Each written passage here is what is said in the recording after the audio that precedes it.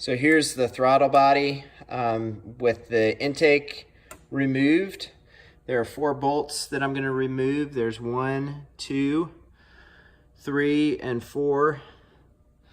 There's the top of the crossover valve that is in the front of the engine, the intake manifold, and back there is the area that I'm trying to get to. On the intake manifold, there are 5 bolts on each side. There's 1, 2, 3, 4, and 5 back there in the corner. And on the other bank, it's the same thing. So I'm going to remove the 4 bolts for the throttle body, and then the 10 bolts on the intake manifold. And then there's 2 bolts there on the top of the intake manifold that connect the wiring harness. Each bolt is 10 millimeters, so you use a 10 millimeter socket, and you can use a variety of extensions. On reassembly, the torque specs are, I think, 22 Newton meters, if I'm not mistaken.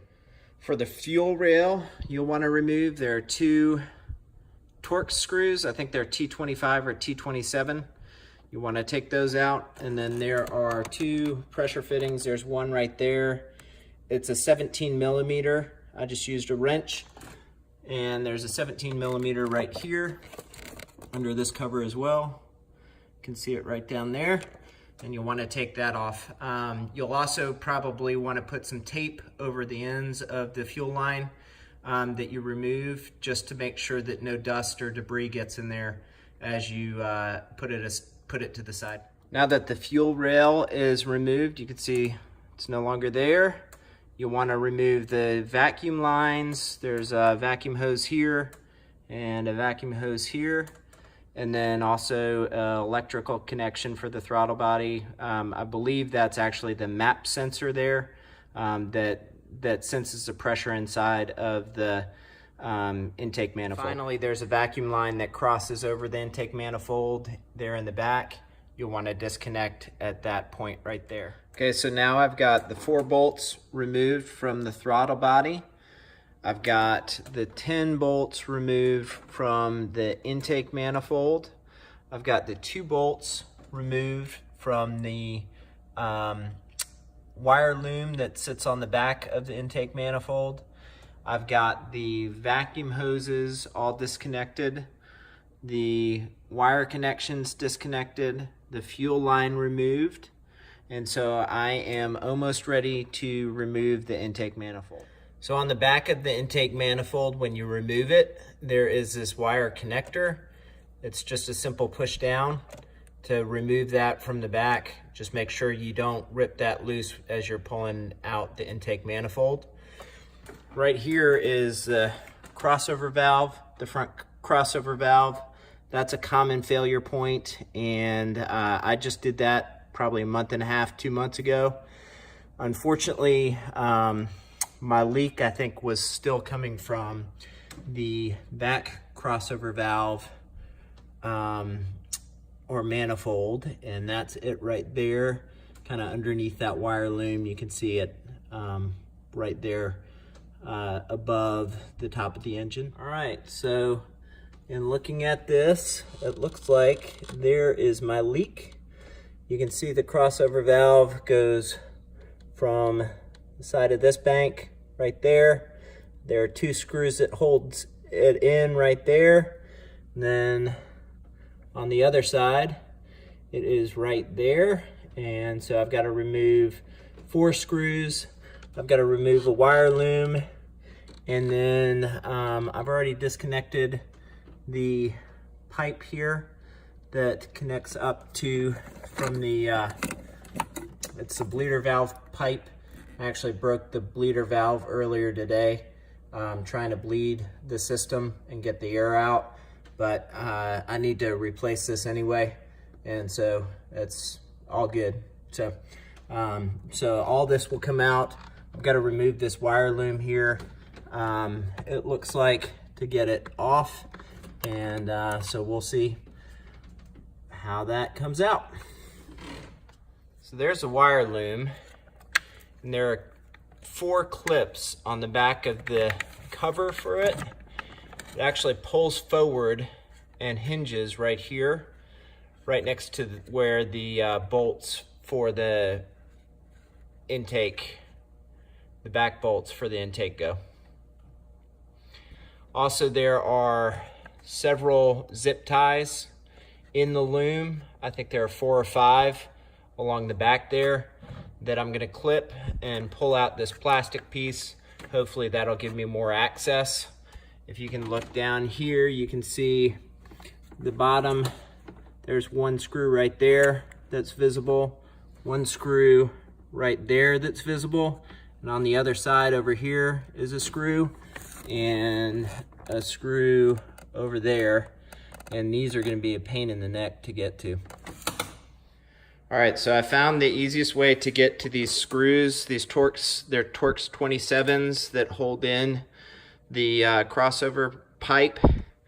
And the easiest way to get to them is to kneel up on this sill on the front of the engine and go back up around behind the wire loom. There's enough space up above here to reach in with an extension and undo those Torx bolts. So right now I've got 3 of them loosened, and I've still got this 4th one on the passenger side of the vehicle to get off. All right, so there it is. I've gotten it out. You can see it's got a hose that feeds into the crossover valve here. You've got this hose that goes to the heater core and connects over here. So I basically disconnected all 4 bolts and then pulled it down through this valley here underneath the wire loom, and was able to snip the electrical connector for the crossover valve and get it out of there. But you can see this is original. It's got about 115,000 miles on the vehicle, and so this is the original crossover valve. It doesn't appear that any work has been done to it, or it has been replaced, so it just got brittle and cracked, just like the front crossover valve. So there you have it. Here is the back of the crossover valve. I think it's called the manifold, heater manifold, or something like that. But essentially, it connects with those 2 connectors there, 2 connectors there to the back of the engine.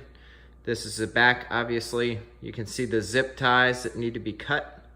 There's another zip tie for the wire loom that connects to that connector. And then there's an inlet or an outlet there and there. And so pretty simple little piece of equipment, but has a tendency to crack. It looked like mine was leaking from right here. I'm not sure if it was the where the sensor is, or if there's a crack, a hairline crack. I could not see any hairline cracks anywhere, but clearly it was leaking, it was wet. And so I checked the hoses, doesn't seem to be any damage to the hoses. And so this is a part I'm gonna replace. All right, so I've refitted the crossover pipe back there. Put the 4 bolts back in, the 4 Torx T27s.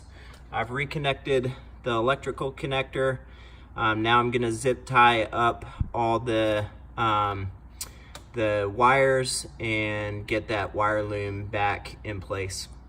All right, so now that I've got the wire loom all fastened with zip ties and all set to go, I'm gonna go ahead and reverse procedure on the exhaust or the intake manifold, and I'm gonna do all my electrical connections, make sure all my vacuum hoses are connected, and my intake manifold is torqued to specs, as well as my throttle body to make sure I don't have any vacuum leaks, and that should be it.